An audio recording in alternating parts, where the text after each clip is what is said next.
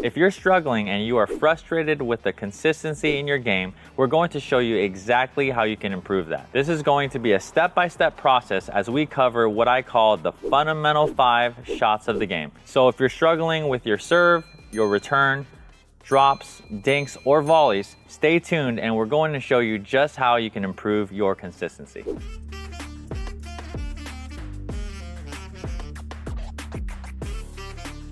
All right, first things first, I want to talk about the serve. If you are missing your serves often, one simple thing that you can do is develop a serve routine. A lot of times players set their feet in different ways, they set their paddle in different ways. What we want to do is do something that we can replicate over time. So for me, what I like to do is I like to stand in more of a closed stance here, bounce the ball a couple of times, and then I'm gonna just go for my serve. So that's really important. Develop a routine, do something that's repeatable, and you'll have a great start on your serve. Secondly, if your serve is going everywhere, it's just spraying left, spraying right, one of the things that I want you to remember, it's a kind of a phrase that I've heard and developed as I've played the game, is your paddle face sends it, and then your swing path bends it. So what does that mean? When I actually come into contact with the ball, okay? So let's say I hit it right here. And when the ball is touching the paddle, where this paddle face is headed or where it's facing, that's where the ball is gonna go. So I know that's really simple, but a lot of times players don't think about that. And also they have this really crazy swing path where you can see they're either cutting like this or they're doing these crazy things or big movements from left to right and things like that, and they wonder why they can't actually send the ball where they want it to go. So the paddle face, when it hits the paddle, that's where the ball is going to go, and then obviously the direction of your swing path, that's what's going to either create side spin, create top spin, and things like that. So to keep it really simple, if you are missing your serves, we want to kind of take away all the big movements, chops, and things like that. So instead of doing that, I would recommend you start with your paddle down like this, and then when we come through contact, when I hit the ball, it's face right towards my target. And that's how I can hit it really consistently. Here we go. And for those of you who are trying to put spin, either top spin or underspin, just at least knowing during contact, when that ball hits the paddle, wherever your face is, that's where the ball is gonna go.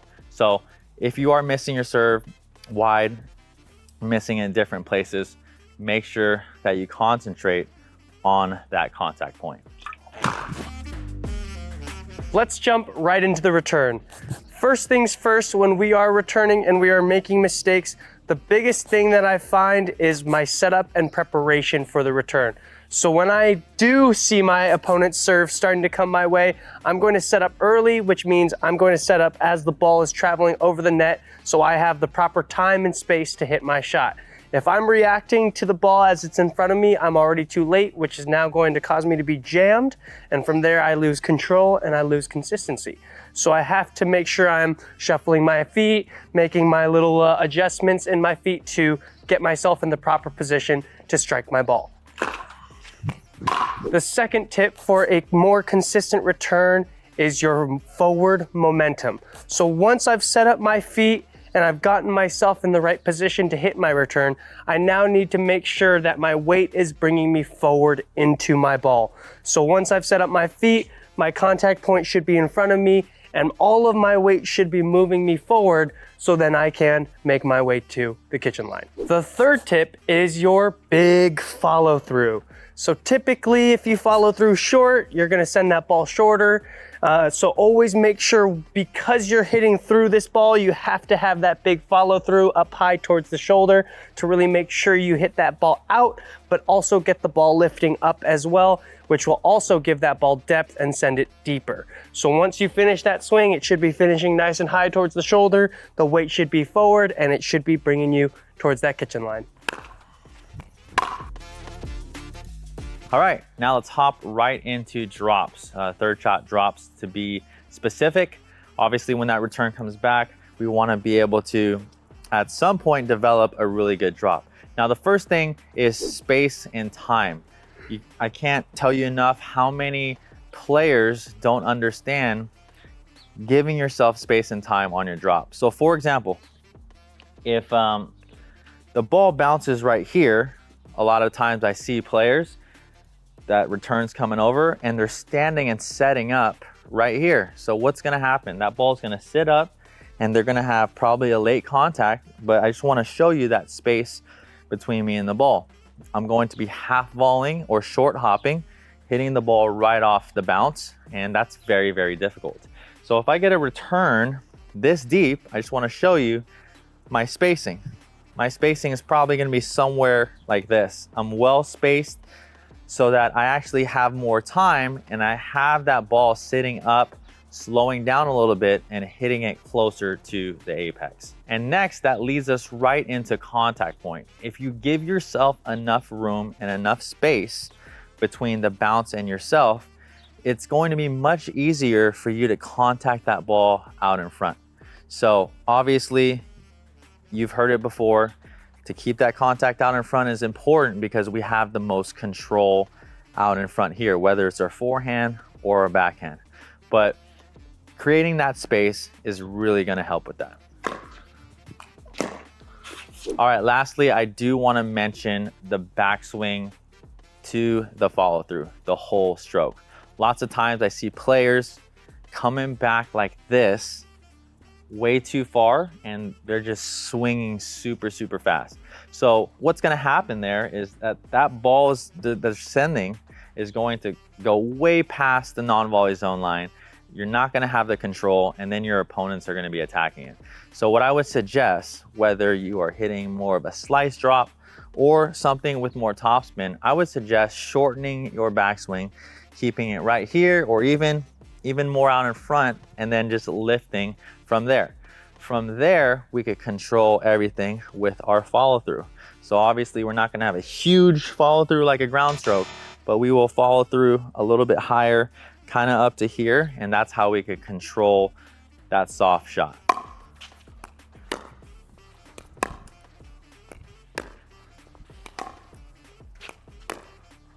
Stay tuned to the end of this video for 3 easy ways to improve on your consistency. All right, let's jump into our dinking. Previously in the third shot drops, Jordan talked a lot about our contact point, and this goes the same way for our dinking. Now, typically when you're here at the kitchen line, you can set up your contact point just by taking your opposite of playing hands and reaching it out kind of in between your body and out in front of your body. So this is a great spot for me here to kind of show myself where I need to be contacting my ball. If I can have a ball here, I can always be offensive. Once the ball starts to move around on my body, this is where things start to get a little bit tricky and pickleball becomes harder. All right. Now, from here, my contact point is always going to be set up by our next step, and that is our footwork.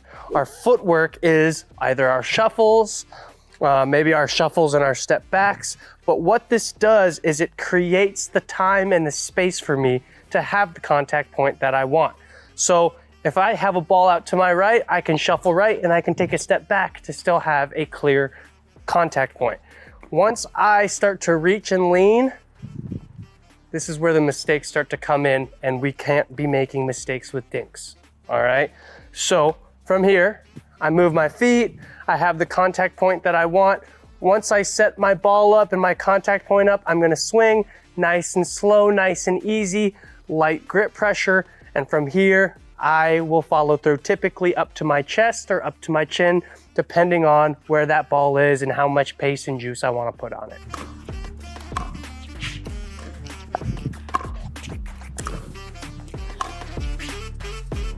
All right, last but not least, let's talk about volleys. Volleys are super important to the game. Obviously, if players are hitting the ball hard at you or you get higher balls like this, you have to learn how to volley efficiently and consistently.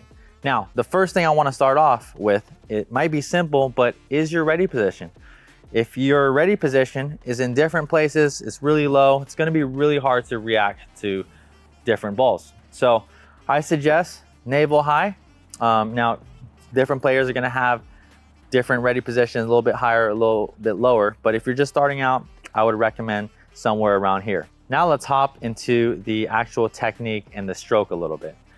For consistent volleys, what I wanna do is I wanna have short and compact swings. So I see lots of players, when they're even practicing their volleys, they have a lot of movement in the paddle and their swings are really big. So when they're ending like this, that ball is coming back already. So what I wanna try to do is keep my swings really, really short and compact. So if I'm hitting a forehand volley, it looks like this, and you'll notice that it's really efficient because I can get my paddle back here right away. Same thing here with my backhand. If I just hit my volley out here, nice, short and compact, I can keep my paddle in this ready position really quickly. Along with that short and compact stroke, we wanna make sure that our paddle face is slightly open. There's a lot of times that I see players hitting with a contact and their paddle face is straight like this, or it's even down, right? We don't wanna be hitting like this because the ball is generally gonna go down. We need to have a little bit of an open paddle face because we're going to be hitting the ball forward. And that leads us to the last tip, which is controlling your volleys with your shoulder. Especially on your backhand side, we are going to be taking a lot of these backhands because, you know, the ball is going to be coming straight towards us. But I see a lot of players using their wrist and they're really not knowing it, and they're have a lot of variables in their volley. So what we want to do is make sure that we're actually pushing with our shoulder so that we can actually keep our paddle face constant. There's a lot of times I see players doing this kind of thing again, and they don't really know that they're flipping their paddle at the end of their stroke. So we want to keep it super short, super compact, and make sure that we're pushing forward towards our target. All right, Kaden, now let's do a couple volleys.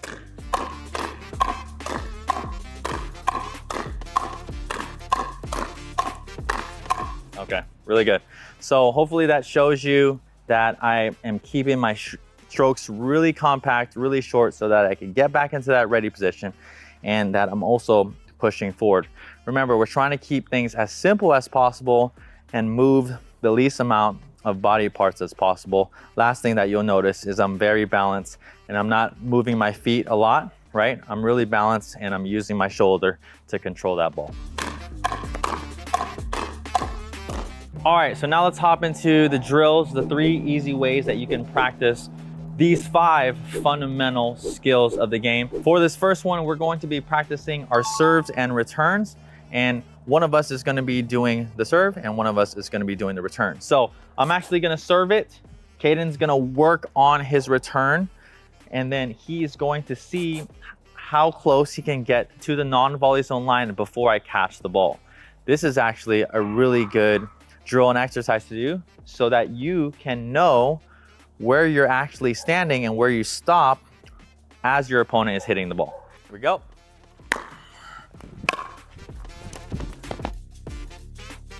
That was a really good one. You saw Caden gave that a little bit extra height, allowed him to come all the way up to the non-volley zone line. Now, let's get into how you can practice your drops. Okay, so in this drill, we are gonna be practicing the drops. We're actually gonna start ourselves in kind of the middle of the court. We're gonna hit 3 shots each. And then once we hit successful 3 shots, we're gonna take a step back and we're gonna progress all the way back until we're at the baseline. All right, here we go. Aiden is gonna start mid-court like he just said, doing his best to keep that contact out in front. After 3, he's going to step back, and notice how he's contacting in front every time, creating that space. Really nice. Good, and last one. Really nice. All right, so now let's hop right into how you can practice your dinks and your volleys at the same time. Different players call this different things, but what we're gonna do is we're just going to start with some dinking. Then one of us is going to kind of initiate an attack. And then we're going to have a volley exchange. At that point, you can either slow it back down after that, but either way, you're gonna be practicing both skills. All right, Caden, here we go.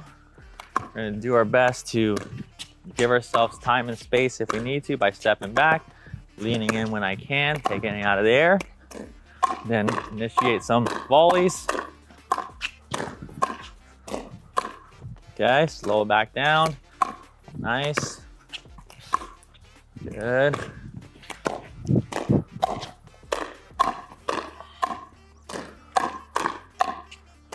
All right, so that's a way that you can easily just practice your dinks and volleys at the same time.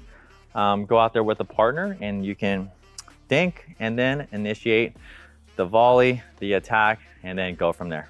Thanks so much for watching, everybody. If you guys want to keep getting more consistent at your game, make sure to keep watching our videos. You guys are the best. If you guys want to watch another awesome video, it's going to be right above my big old forehead, okay? We're back, baby. Welcome back.